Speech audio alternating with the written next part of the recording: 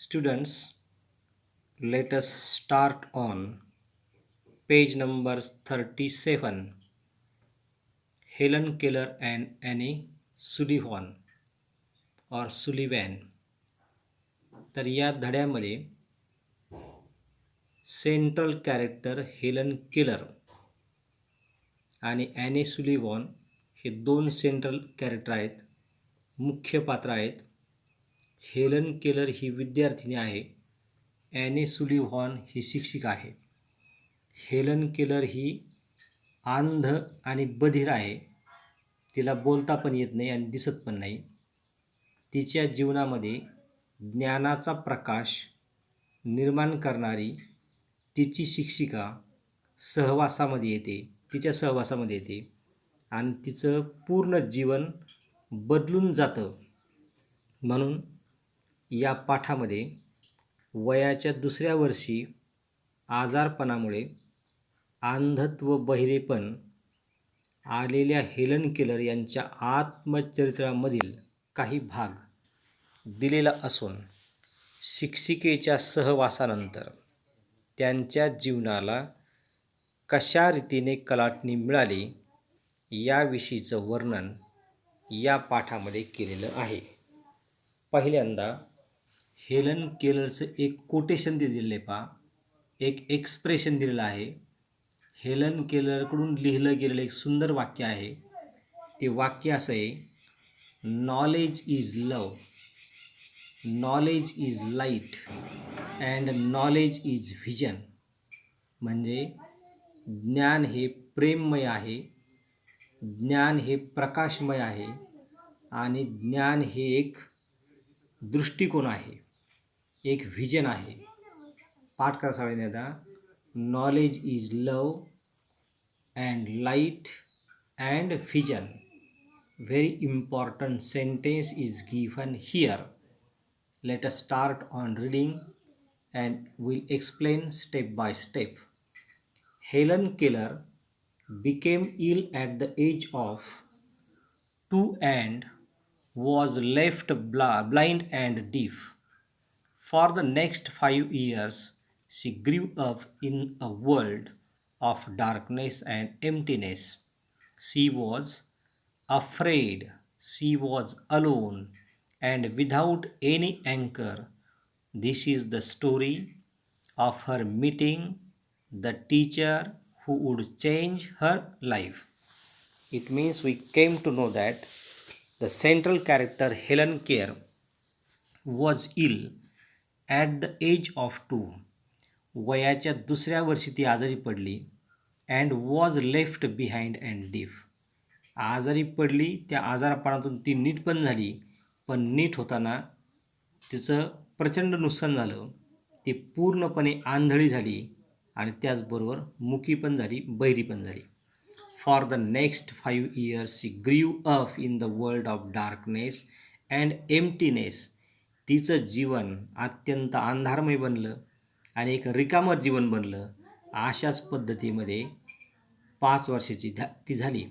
She was afraid alone. She was afraid. ती अत्यंत घाबरलेली असायची. She was always lonely. She was always unhappy and without any अँकर and without any supporter. तिला कोणाचाही हातभार लागत नसे. तिला अत्यंत एकाकी वाटायचं. अत्यंत घाबरलेपणा तिच्यामध्ये निर्माण झाला होता. This is the story of her meeting. मग अशा एका आजारपणातून उठलेली, शरीराचं प्रचंड नुकसान झालेली, एक घाबरणारी, एकाकी पडलेली, तिला कोणीही मदत करणारं नाही, अशा प्रकारच्या मुलीची भेट एका शिक्षिकेबरोबर होते आणि ती शिक्षिका तिचं पूर्णपणे म्हणजे हेलन केलरचं जीवन बदलून टाकते. त्या शिक्षिकेचं नाव आहे any सुलिव्हॉन. The most important day I remember in all my life is the one on which my teacher Annie Mansfield Sullivan came to me. माझ्या जीवनामधला अत्यंत महत्त्वाचा दिवस मला आज आठवतो आणि तो दिवस म्हणजे माझ्या जीवनामध्ये एक शिक्षिका मला मिळाली. तो दिवस माझ्या दृष्टीने अत्यंत महत्त्वाचा आहे. I am filled with wonder when I consider the immeasurable contrast between two lives which she connects. दोन्ही आयुष्यातली अमाप तफावत पाहता ती कशी जुळवली गेली याचं मला भयंकर आश्चर्य वाटतं. आणि तो दिवस होता, it was the 3rd of March. तो दिवस होता, it was the 3rd of March 1887.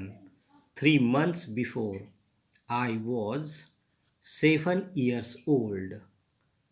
मी 7 वर्षाची होण्यापूर्वी 3 महिने अगोदरचा हा दिवस होता का my teacher came in contact with me and she changed my life. आपल्याला एक कळालं, हेलन केलर वयाच्या 2ऱ्या वर्षी आजारी पडली. त्या आजारपणातून ती नीट झाली. तिला मुकेपणा, बहिरेपणा, आंधळेपणा आला. तिच्या जीवनामध्ये एक शिक्षिका भेटली. त्या शिक्षिकेने तिच्या जीवनामध्ये बदल घडवून आणला. तिचं नाव होतं Anne Sullivan. On the afternoon of that day, eventful day, I stood on the porch, dumb and expectant.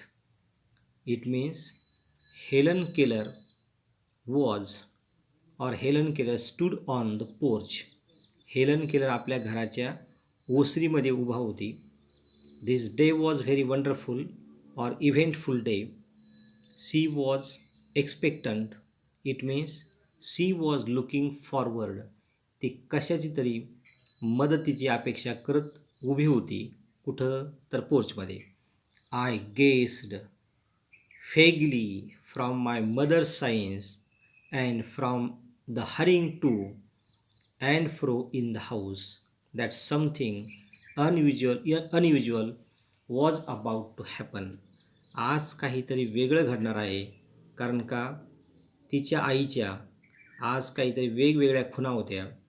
ती आज घरामधलं काम अत्यंत भरभर आवरत होती आणि तिचं इकडून तिकडं ये जा करणं, टू अँड फ्रो, इकडे तिकडे ये जा करणे. दिस इज द फ्रेज. हा एक पदबंध आहे.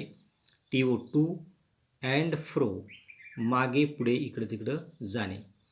शी was in hurrying to and fro in the house that something unusual was about to happen. आज काहीतरी वेगळं घडणार आहे असं हेलन केलरच्या पुसटचं लक्षात आलं होतं. So I went to the door and waited on the steps.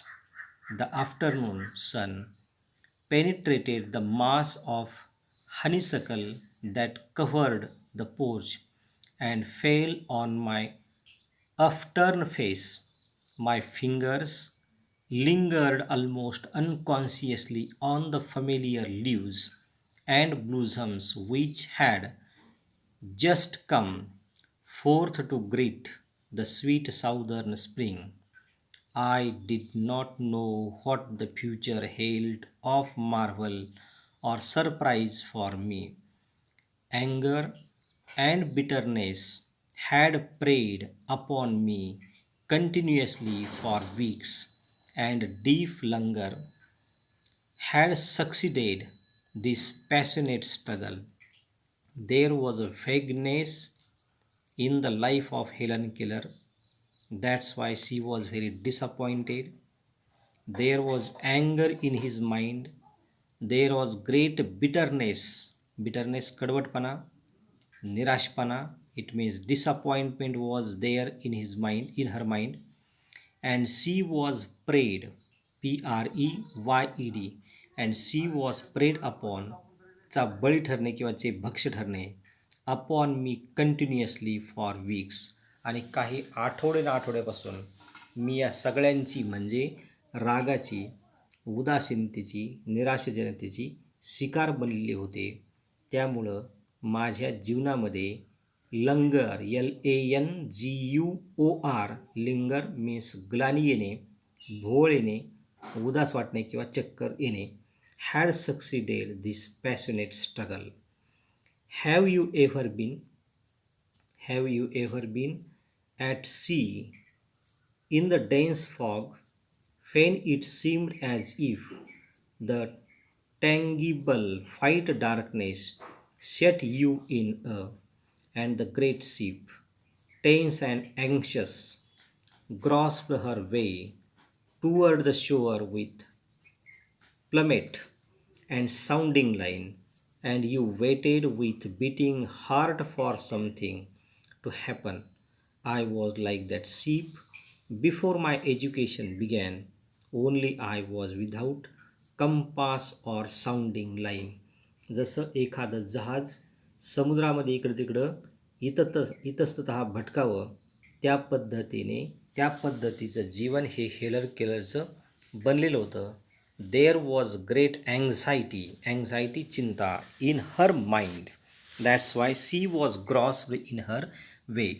म्हणून तो सगळ्या जीवनातल्या बाबीमध्ये ती सारखी चाच पडायची, म्हणजे तिला कसल्याही प्रकारची जाणीव लवकरात लवकर होत नसायची.